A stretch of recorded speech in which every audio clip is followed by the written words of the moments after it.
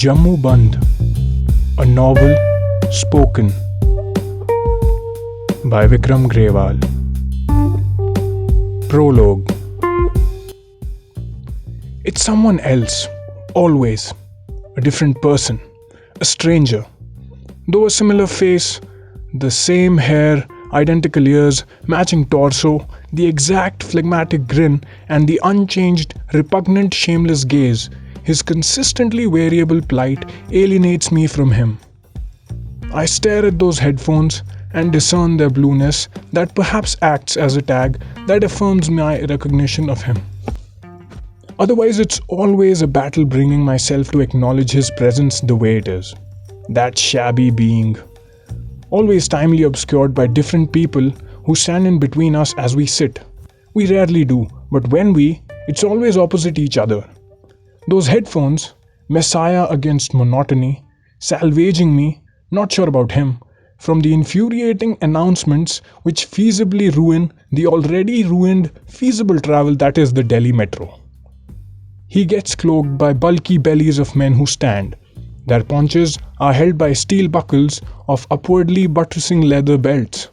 Different men stood, always. Because there was just too many of them.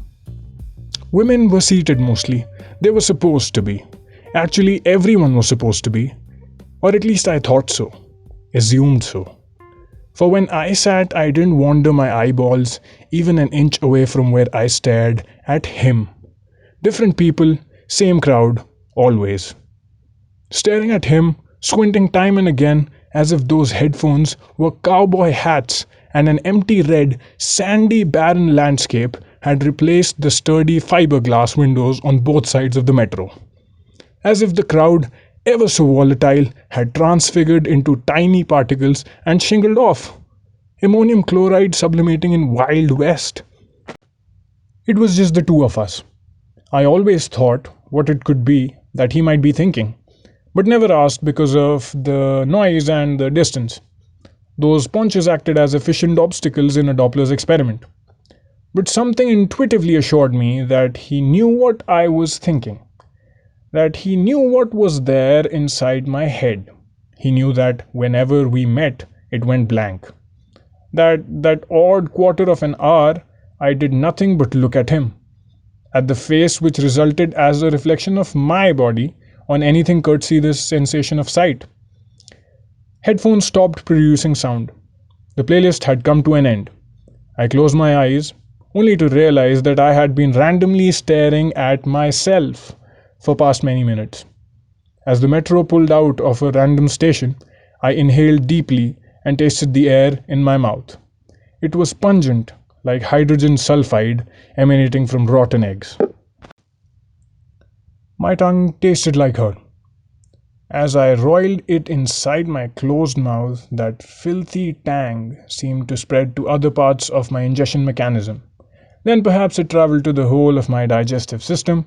Now churning my intestines, the filthy flavor had dug up that last morsel of rajma I had managed to comfortably gulp a few days ago. Involuntarily, my hand began to scratch my grassy black chin. Gaining control over it, smoothly slapping the surface of my smutty beard, I rebuked myself. The paunches in front of me had disappeared as the train pulled out of Kashmiri Gate. The unkempt, drowsy man I saw before me was wearing a mud-splattered jeans. His dirty shirt was drenched with sweat. He had this strange habit of tapping the seat when not listening to music on those blue headphones. An air of restlessness surrounded him. However, when he put them on, he became calm. His fingers got settled coolly on the silvery plastic plane of the seat. Music brought him composure. For me, at the same instant, music was deception. A perfect detractor of the present situation, it was a means of facilitating escape.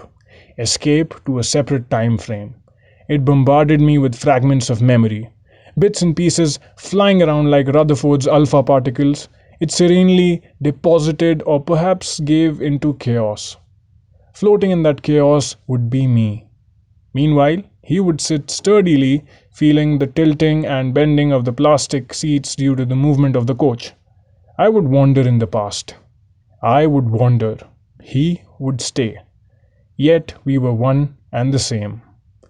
Those inner alpha particles would strike me in random order in an incomplete, incoherent, and insolent way. Incidents, events occurred in extreme entropy. I still held on to the time frame though. I had gradually learned to. The tangible tie with the seat was never lost.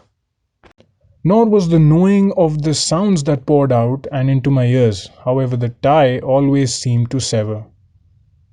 Recent past had been unpleasant. Present was being spent in knowing that. And both of us coexisted. Yet he stayed and I wandered.